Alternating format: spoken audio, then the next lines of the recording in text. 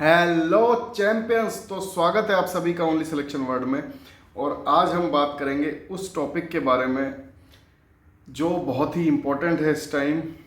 भटकाव, बेचैनी, over thinking, जो स्पेशली ईपीएफओ एस्पिरेंट्स के लिए अगर बात करें तो जिस तरह का माहौल है जिसमें बहुत कंफ्यूज माइंड रहता है, समझ में नहीं आता क्या करें। वैसे इस टॉपिक पे मुझे बात करनी नहीं थी, लेकिन कुछ ऐसे भी एस्पिरेंट हैं जो कॉपी में मेरी फ़ोटो लगा के पढ़ाई करते हैं, तो जब वो कुछ कहते हैं तो फिर करना पड़ता है। तो लास्ट तक ध्यान से ज़रूर देखिएगा, पूरा वीडियो ज़रूर देखिएगा, जिससे मैंने कोशिश की है आपके सारे डाउट क्लियर करने की, जिसकी आज बहुत ज़रूरत है। और बहुत ही कम टीचर ऐसे होते हैं और बहुत ही गर्व की बात होती है, खुशी की बात होती है किसी भी टीचर के लिए कि अगर कोई उसकी फ़ोटो लगा के पढ़ता है। ठीक है, तो बात करें आज के टॉपिक के बारे में, तो बहुत सारा कन्फ्यूज़न किस लिए है और किन लोगों को है और किन किन बातों पे है, जो मेरे पास चीज़ें आई उनसे रिलेटेड बात करेंगे और क्या आपको करना चाहिए। पहले प्रॉब्लम पे बात करेंगे, देन सॉल्यूशन पे बात करेंगे, इसलिए पूरा ज़रूर सुनिएगा। मैंने कोशिश की आपके सारे डाउट क्लियर करने की।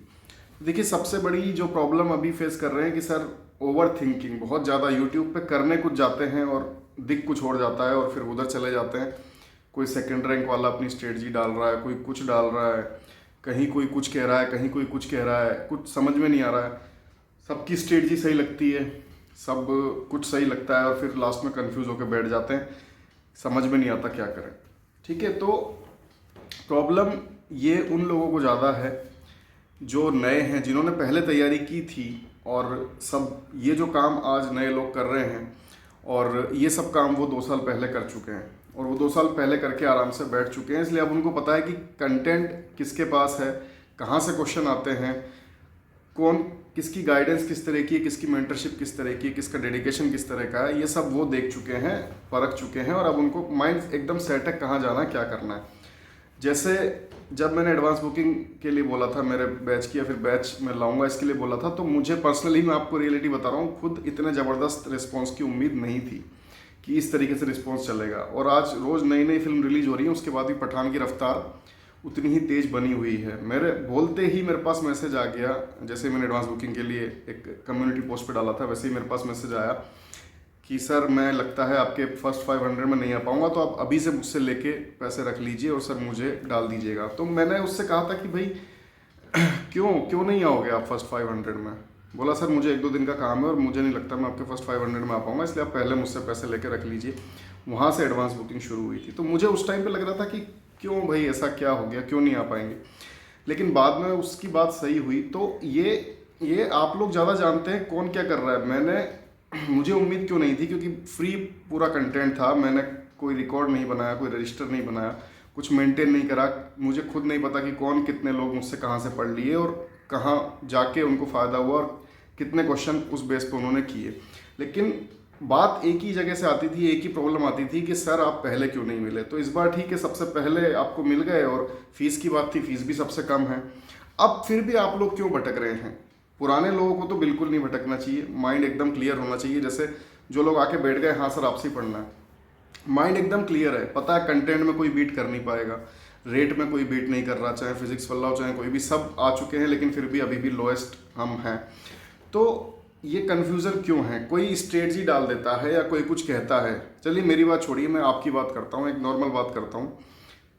कोई स्ट्रेटजी डाल रहा है, ठीक है, कि भाई मेरी इतनी रैंक आई, ये मेरी स्ट्रेटजी है, तो उससे आपको दिक्कत क्या है। अगर उसने आपको कुछ बता रहा है वो, ठीक है, एक बहुत सिंपल सा कंसेप्ट होता है, आप उसको फॉलो कर लो। अगर आपको किसी चीज़ से कुछ अच्छा लगता है तो वो आप लेके आगे बढ़ जाओ, कुछ अच्छा नहीं लगता है छोड़ दो, कुछ बुरा लगता है छोड़ दो। सिर्फ अगर कुछ अच्छा लगता है आप उसको लेके आगे बढ़ जाओ, अपनी स्ट्रेटजी में उसको शामिल कर लो। देखिए, वो आपसे नहीं कह रहा है, आपके घर जाके ठक के नहीं कह रहा है कि भाई मेरा वीडियो देखो या मेरी स्ट्रेटजी देखो, आप जा रहे हो। तो आप फिर परेशान क्यों हैं, ये प्रॉब्लम क्यों है कि सर उसने ये बोल दिया, उसने वो बोल दिया। देखिए, कोरोना वाला माहौल है, जितना आप देखोगे कोरोना में कई लोग तो डर से ही मर गए, मतलब बीमारी उन तक पहुंचती या बहुत सीवियर रूप लेती, उससे पहले वो डर नहीं उनकी जान ले ली। तो डर बहुत खतरनाक चीज़ है। अभी जो माहौल है ईपीएफओ को लेके, कोई कुछ बोल रहा है, कोई कुछ बोल रहा है, रोज़ नए नए नाम आ रहे हैं, रोज़ नए नए लोग उठ के खड़े हो जाते हैं और बातें करने लग जाते हैं और फिर आप कंफ्यूज हो जाते हो। कोई कुछ भी रैंडम एग्ज़ाम डेट का वीडियो चला रहा है, अपना वीडियो चलाने के लिए। सबको पता है एग्ज़ाम डेट बहुत ज्वलंत मुद्दा है। उसने थंबनेल बना दिया, वो बना रहा है और आप लोग उससे जाके पूछने लग जाते हैं कि एग्ज़ाम कब होगा। अरे मतलब बहुत सिंपल सी लॉजिकल सी चीज़ है। अगर आप ईपीएफओ की फुल फॉर्म पूछ लोगे, आगे आधे लोग हक देंगे। आप एपीएफसी की फुल फॉर्म पूछ लोगे, आप एपीएफसी और ईओ का फ़र्क पूछ लोगे, आधे लोग बैठ जाएंगे। उनसे आप जाके पूछते हो कि एग्ज़ाम डेट क्या होगी, पूछते हो इसमें क्या आएगा, उसमें क्या आएगा, सिलेबस में क्या आएगा। मतलब क्यों ऐसा करते हो आप? और इतनी सारी चीज़ें जो पहले से साथ में है वो लोग तो नहीं करते, लेकिन नए लोग भी ऐसा करते हैं। तो नए लोगों से भी मैं यही कहूँगा कि जो 2 साल पहले कर चुके हैं, उनको पता है, सब उनका माइंडसेट क्लियर है, कहाँ जाना है, वो वहाँ जाके बैठ चुके हैं। आप लोगों को नहीं पता है तो आप घूमिए, सर्च कीजिए, कंटेंट देखिए, सारी चीज़ देखिए। और दूसरी जो चीज़ है जिसमें कंफ्यूज होते हैं आप, इन्फॉर्मेशन और कंटेंट। अगर किसी की इन्फॉर्मेशन सही हो जाती, कुछ लोग आते हैं और कहते हैं कि जैसा जैसा मैं कह रहा हूँ वैसा वैसा हो रहा है, तो यूपीएससी कहेगी आजा भैया पेपर भी तू ही करा ले, ठीक है, आजा तू ही रिजल्ट निकाल दे, हमारी क्या ज़रूरत है ना, जैसे तू कह रहा है वैसे ही सब हो रहा है। तो ये क्या है? मतलब आप लोगों को इतनी समझ होनी चाहिए। आप इतने बड़े हो गए, यूपीएससी की तैयारी करने आ गए और इन्फॉर्मेशन और कंटेंट का फ़र्क नहीं समझ आता आपको कि इन्फॉर्मेशन किसी की सही हो जाने से, किसी ने कह दिया, वो तुक्केबाजी थी या जो भी थी, मैं उसमें नहीं जा रहा, कि इस डेट पे पेपर होगा और उस डेट पे पेपर हो गया, तो आपको लगता है कि ये जो कहेगा वो पेपर भी आ जाएगा और ये जब कहेगा तब रिजल्ट भी आ जाएगा। मतलब इसके हिसाब से सब चीज़ें हो जाएंगी। देखिए, इन्फॉर्मेशन और कंटेंट, इन्फॉर्मेशन और कैरियर, इन्फॉर्मेशन और सिलेक्शन, इन दोनों में बहुत फ़र्क है। बल्कि आप कह सकते हैं कि इन्वर्स रिलेशन है। जिसकी इन्फॉर्मेशन सही होगी जरूरी नहीं है, बल्कि हर बार गलती होगा वो कैरियर या सिलेक्शन या कंटेंट की बात करें, क्योंकि वो मैटर ही अलग अलग है बिल्कुल। आप कहते हो कि सर उसकी है ना ये बात सही हो गई थी, तो है ना सर उसकी बात मान लेते हैं। अरे यार, एक बार अगर किसी की कोई बात सही हो गई तो वो भगवान थोड़ी हो गया। ये थोड़ी हो गया कि उसका सब कुछ सही हो जाएगा और जो वो कह देगा वही हो जाएगा। मतलब बहुत लॉजिकल, बहुत सिंपल सी चीज़ें। ऐसी ऐसी जगह पे एक आप क्वेश्चन पूछते हैं हर किसी से जाके कि ये सफिशिएंट होगा क्या? मतलब क्या इसका आंसर है? आप किसी टेम्पो वाले से पूछ रहे हैं या ऑटो वाले से कि ये जगह कहाँ पे, तो वो तो यही बोलेगा ना आपको कि बहुत दूर है, आपको ऑटो करना पड़ेगा। आप कहते हो कि कुछ लोग कह रहे हैं सर जुलाई में पेपर है, सर वो ऐसा क्यों कह रहे हैं, सर उनको तो बहुत नॉलेज है, सर वो तो सिलेक्टेड है। अरे भाई, वो दुनिया थोड़ी चला रहे हैं। अगर ऑटो वाला आपसे ये कह देगा कि मैडम पास में ही है या सर पास में ही, आप चले जाओ, तो आपको वो गधा लगता है, ठीक है। कोई आपसे कहता है, कोई आपके भले की बात कर रहा है, उस ऑटो वाले को आपकी पड़ी हुई थी, आपके पैसे वो आपसे गलत तरीके से नहीं लेना चाहता था, तो उसने कह दिया कि पास में ही आप चले जाओ, तो आपको क्या लग रहा है कि वो तो गधा है। अगर वो मुझे कहता कि अरे ये तो बहुत दूर है और थोड़ा सा दूर ले जाके मुझे छोड़ देता और मुझसे पैसे ले लेता, तो वो समझदार होता। ऐसे लोगों को आप समझदार कहते हो जो आपके भले ही सोच रहे हैं। और जो ये कह रहे हैं अरे हाँ हाँ मैं सब कुछ हो जाएगा, उनको पीडीएफ बांट देनी है या रिकॉर्डेड वीडियोस दे देने हैं, ठीक है। पीडीएफ बांट देने से या रिकॉर्डेड वीडियोस दे देने से सिलेक्शन हो जाते तो फिर बात ही क्या थी। लेकिन आपको लगता है कि इसके से ही आएगा क्योंकि इसकी इन्फॉर्मेशन सही थी। मतलब इतना सिंपल सा डाउट, इतनी बेसिक सी चीज़ कि भाई ऑटो वाला तो यही बोलेगा ना, जिसका ऑटो चल नहीं रहा है, वो खाली खड़ा है, तो वो तो यही बोलेगा कि बहुत दूर है मैडम, बैठ जाओ मैं छोड़ देता हूँ, और आपको घुमा के छोड़ देगा और आपसे 20 रुपये की जगह 50 रुपये ले लेगा। जो आपसे कह रहा है पास में यार चले जाओ, उसका आपको लग रहा है कि ये तो गधा है, ठीक है। तो जिसका कोर्स नहीं बिक रहा है उसको जुलाई बोल के वो बिकेगा तो जुलाई बोल के बेचेगा। हम तो जो है वही बात करते हैं, कुछ ऐसा तो नहीं कोर्स बेचने के लिए हम कह देंगे कि जून में है या मई में है, ठीक है। तो देखिए, जो काम कोई सही करेगा, पेट में दर्द बहुत लोगों के होगा, मेरा सब काम सही चल रहा है, बहुत अच्छा ही चल रहा है, तो उससे भी कई लोगों के पेट में दर्द हुआ, आपको नई नई अफवाहें सुनने को मिलेंगी। एक स्टूडेंट का फ़ोन आया कि सर आप ठीक तो हैं, आपको कोई प्रॉब्लम तो नहीं है, मैंने सुना आपकी तबीयत खराब हुई। कोई कह रहा है कि सर कोई दिक्कत तो नहीं है, मैंने सुना है कि कुछ प्रॉब्लम चल रही है ओनली सिलेक्शन बोर्ड में। अरे भाई, आपको इसमें पढ़ना क्यों है? वैसे तो एक और ही अफवाह, मतलब पेट में दर्द लोगों के होता रहेगा, लेकिन उस पेट में दर्द से आपको प्रॉब्लम क्या है? कोई अगर सही काम करने निकलेगा आधी रेट में, सबको पता है कंटेंट में बीट कर नहीं पाएंगे, रेट में भी नहीं कर पा रहे, तो क्या बचता है? अफवाह उड़ाना ही बचता है। और उस अफवाह से आपको फ़र्क क्या पड़ता है? मुझे ये समझ नहीं आता आज तक। चलिए, मेरी तबीयत खराब हुई, आपने सुना और एज ए इमोशनली आप कनेक्टेड है, आपने फ़ोन कर लिया, वो एक अलग चीज़ है, लेकिन उससे आपकी पढ़ाई का क्या संबंध है? अगर सुमित सर मर भी जाएँ तो आपका जो रिजल्ट है उससे फ़र्क नहीं पड़ना चाहिए। कोरोना में बहुत सारे लोगों ने बहुत सारे अपनों को खोया, तो क्या रिजल्ट बदल गया? देखिए, जिसको सेलेक्ट होना है वो सेलेक्ट होके ही रहता है, जिसको सेलेक्ट नहीं होना है, इधर उधर घूमना है, बातें करनी है, वो वही करता रहता है, बात कड़वी हो या अच्छी हो। बात बात ही रहती है। आपका फोकस होना चाहिए पढ़ाई पे, आपका फोकस होना चाहिए राजनीति से हटके। आपको इस राजनीति में पढ़ना क्यों है, मुझे ये समझ नहीं आता। मैं 1000 बार 2 साल से चिल्ला चिल्ला के आपको कह चुका कि आपको राजनीति में पढ़ना क्यों है। अगर कोई कुछ बात कर रहा है, कोई कुछ कह रहा है उसका तो वो अच्छा, उसका तो वो अच्छा, ये है वो है, इन सब चीज़ों में आपको पढ़ना क्यों। आपका फोकस होना चाहिए पढ़ाई पे, आपका फोकस होना चाहिए, कंसंट्रेशन होना चाहिए सिलेक्शन पे। और जिन लोगों ने उसकी बात की है, उसके बारे में सोचा है, उनका हो भी गया है, ठीक है। ये आप लोग पास्ट रिजल्ट से उठा के देख सकते हैं। और एक अंतर मैं आपको और बता दूं पिछली बार की तुलना में, कि ये कोरोना काल नहीं चल रहा है जहां आपको 2-2 साल मिल जाएंगे, 1.5 साल मिल जाएगा, ठीक है। यहाँ फिक्स है 4-5 महीने में पेपर हो जाना है। तो बहुत नीड है इस टाइम पे कि आप कंसेप्चुअल क्लैरिटी से काम करें, माइंड की क्लैरिटी से काम करें। अगर आप कंफ्यूज हैं तो सर्च कर लें किसका कंटेंट दम है, कि कहाँ से कितने क्वेश्चन आते हैं। मैं तो अपना ही बता रहा हूँ कि मैंने देखा भी नहीं कि क्या मैंने पढ़ा दिया और उससे कितने क्वेश्चन आ गए, ये आप ही लोगों ने बताया। और फिर रिस्पॉन्स से मुझे समझ में आया कि हाँ भाई सही में कुछ ऐसा था जिससे इतने सिलेक्शन हुए थे, ठीक है। लोग तो क्लेम की तो बात ही अलग, क्लेम तो कोई भी कुछ भी कर देगा, लेकिन आप ढूंढिए एक बार, ढूंढ के जब आप फिक्स हो गए एक बार, ठीक है, हाँ भाई ये फॉलो करना है। गाइडेंस देखिए गलत हो गई तो आप भी गलत हो जाएंगे, क्योंकि फॉलो करना है तो एक को करना है, एक से ज़्यादा में चले जाएंगे तो दिक्कत है, ठीक है। क्योंकि कोई कुछ बोल रहा है, कोई कुछ बोल रहा है, और at the end we are all YouTubers. Last में बात ये आती है कि कोई किसी की बुराई करेगा, कोई किसी की करेगा। आज मेरी वजह से पेट में दर्द है, लोग मेरी कर रहे हैं, आपको कुछ भी सुनने को मिलेगा, ठीक है।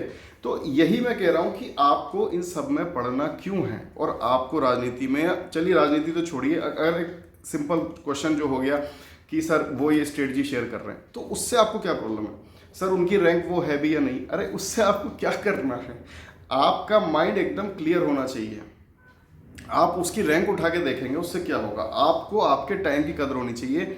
आपका जो टाइम है बहुत इंपॉर्टेंट चल रहा है, आप इसको समझिए। आपके पास लोगों के लिए टाइम वेस्ट करने को नहीं होना चाहिए। आपको आपका माइंडसेट क्लियर करके बैठ जाना है, स्पेसिफिक होके किस एग्जाम की तैयारी करनी है। क्योंकि यूपीएससी इतना टाइम आपको नहीं देगी, जब वो बोल देगी ना तो एक दिन में भी दोनों ले सकती है, ठीक है। फिर उस दिन से आप तैयारी करने बैठेंगे, तब आपको लगेगा कि यार राजनीति में पड़ गया मैं, गलत हो गया, या फिर भटकने में चला गया, या फिर ये सब। यूट्यूब तो ऐसी जगह जहाँ पे एक चीज़ देखने आएंगे आप चार गलत चीज़ें देख के जाएंगे।